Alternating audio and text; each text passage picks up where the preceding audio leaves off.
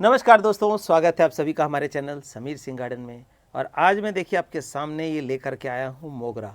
आप सोचते होंगे मोगरा तो क्या सामने लेके आने वाली बात है, कोई ख़ास बात तो है नहीं, लेकिन मैं कुछ ऐसी जानकारी देने वाला हूँ कि आपके बड़े काम की जानकारी होगी।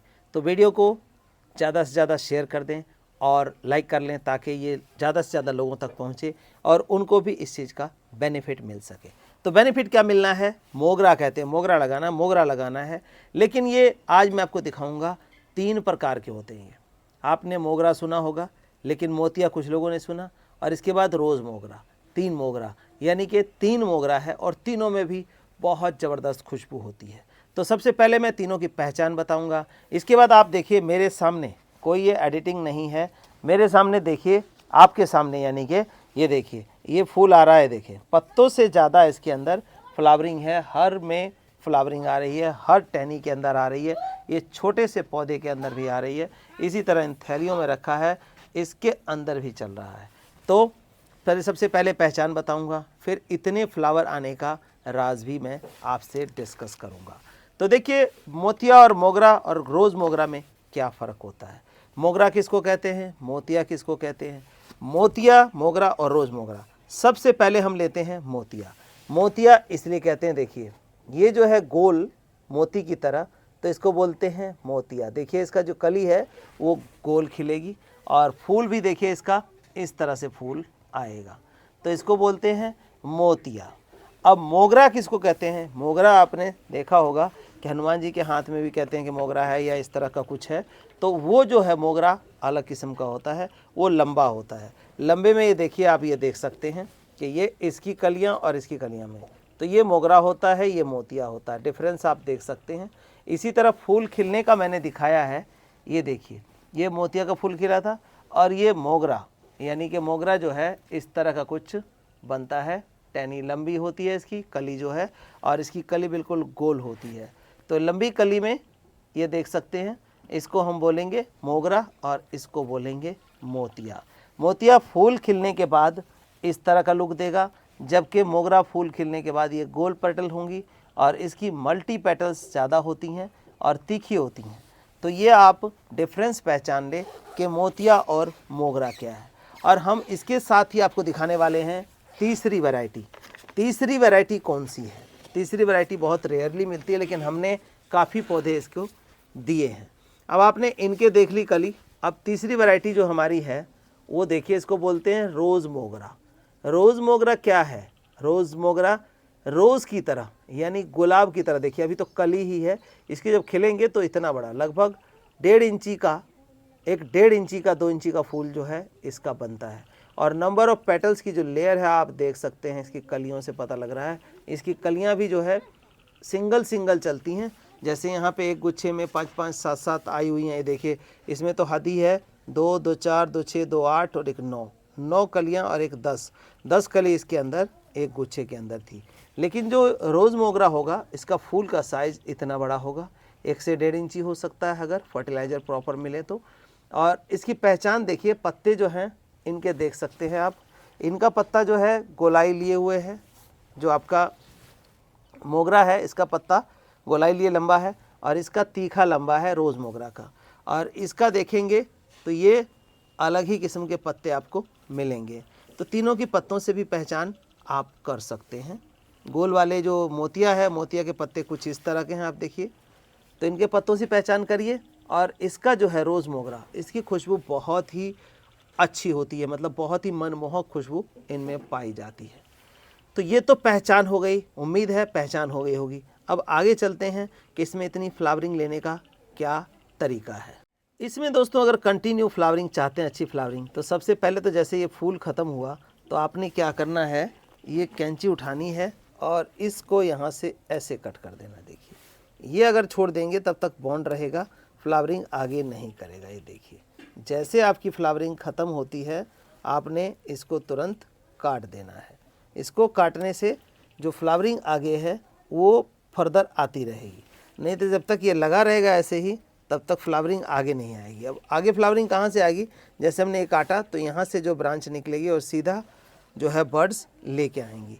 तो एक काम तो आपने ये ज़रूरी करना है कि जहाँ से आपका फूल ख़त्म होता है उसको पहले निकाल देना है। निकालते रहेंगे तो आगे फ्लावरिंग जो है फर्दर आती रहेगी, नहीं तो आमतौर पे हम छोड़ देते हैं। जैसे देखिए इसमें इतने सारे फूल जो है खिल खिल के झड़ गए हैं, देखिए जैसे ख़त्म हो गया। एक ही दिन क्या होता है ये, और फूल खिलता है रात में और अगले दिन झड़ जाता है। लेकिन इसकी जो डंडी बची रहती है, जैसे मैंने दिखाया आपको, ये देखिए, ये देख सकते हैं ये, तो इसको टाइम से निकालना है। और इसके साथ ही इतनी फ्लावरिंग के लिए हमें क्या करना है, एक तो जो ध्यान रखने वाली बात यह है, अब यहाँ पे देखिए किसी पत्ते के अंदर स्पॉट नहीं है।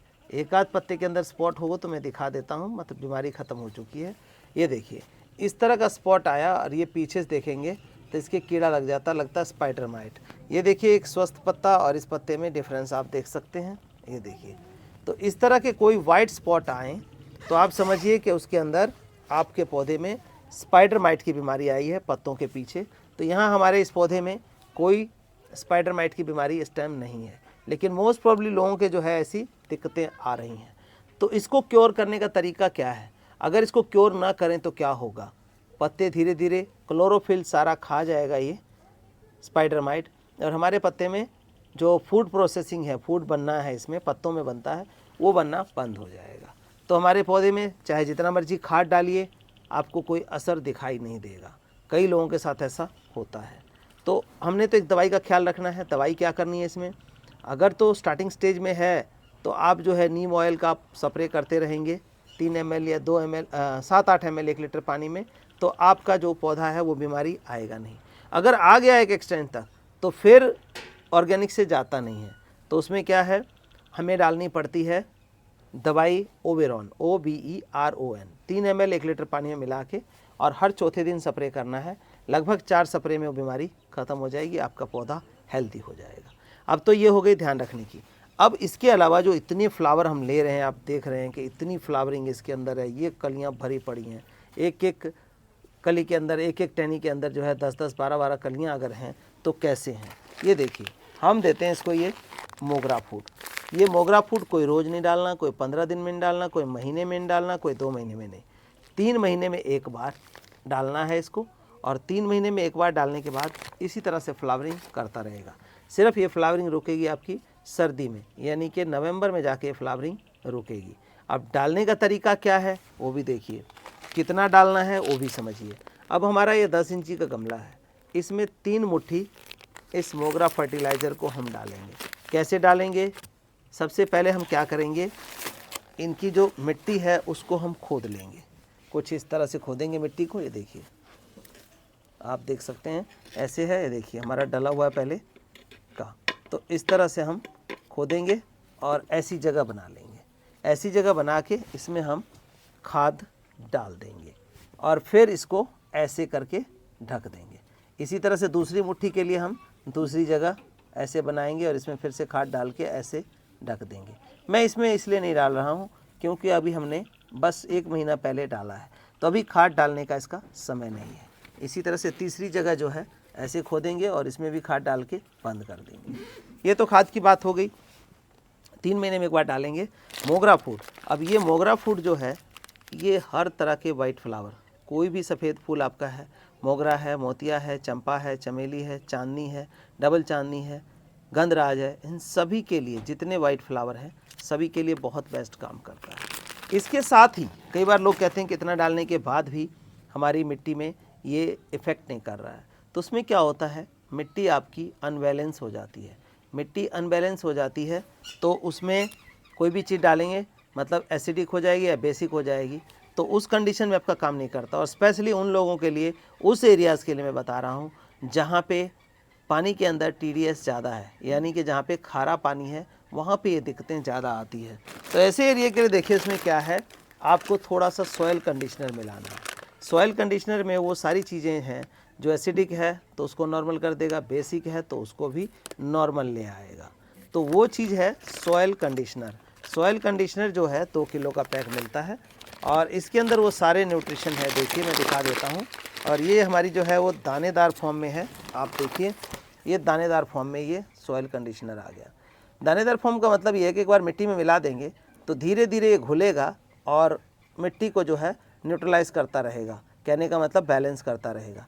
तो एक गमले के अंदर मात्र 1 चम्मच, ये देखिए, ये आपने डाल दिया, ये बस 1 चम्मच आपने एक गमले में डाल के और ऐसे आपने हिला देना है, मतलब मिला देना है, हिला नहीं देना है, मिला देना है इस तरह से, ताकि मिट्टी के अंदर ये मर्ज हो जाए। तो इतना आपने क्या करना है, 6 महीने में एक बार सॉइल कंडीशनर देना है। जहाँ पे आपका पानी जो है खारा है या सॉइल के अंदर कोई दिक्कत लग रही है, तो इस तरह से आप कंप्लीट फ्लावरिंग, फ्रूटिंग, ये सभी पौधों के अंदर डाला जा सकता है, सभी पौधों में, सभी मिट्टी में डाल सकते हैं। धन्यवाद दोस्तों, बने रहिए इसी तरह की नई नई जानकारी के लिए हमारे चैनल समीर सिंह गार्डन पे।